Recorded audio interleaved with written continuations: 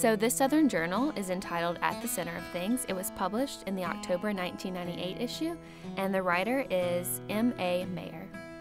I chose the Southern Journal just because it talks about a small town, and I'm from a small town, and a lot of times our little towns we grew up in don't seem like much to someone else, but to us, they mean a lot.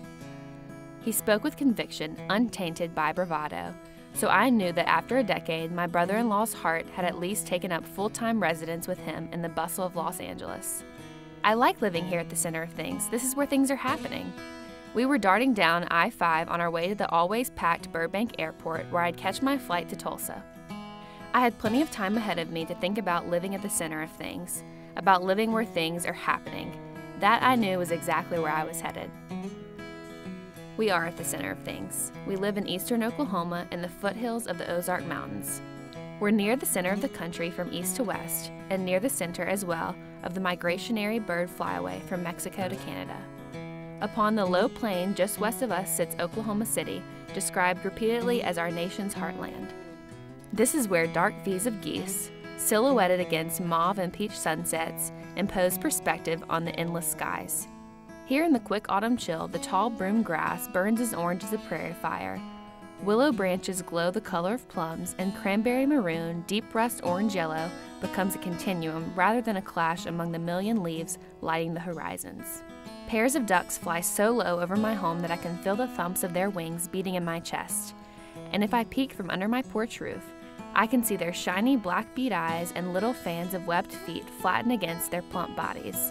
I, too, enjoy living where so much is happening.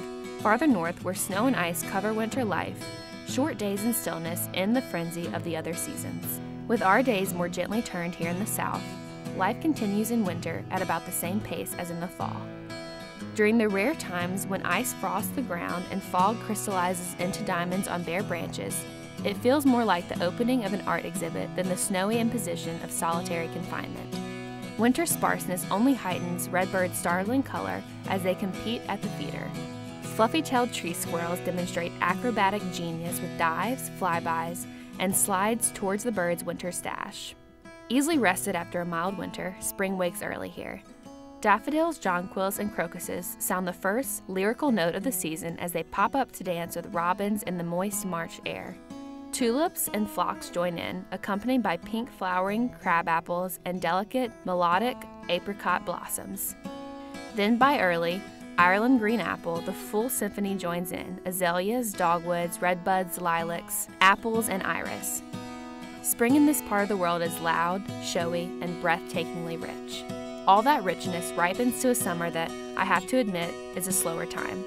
And while LA's temperature climate is air-conditioned through the unchanging months, in the green country of Oklahoma we find ourselves rendered sleepy and slow from too much dew-soaked sunshine from heavy blossoms spilling scent. But even with most people caught in summer's honey, the green world doesn't slow. Grass, trees, vines, waxy magnolias, and droopy sweet roses flourish. 5 years ago, even 2, I wouldn't have considered eastern Oklahoma the center of things.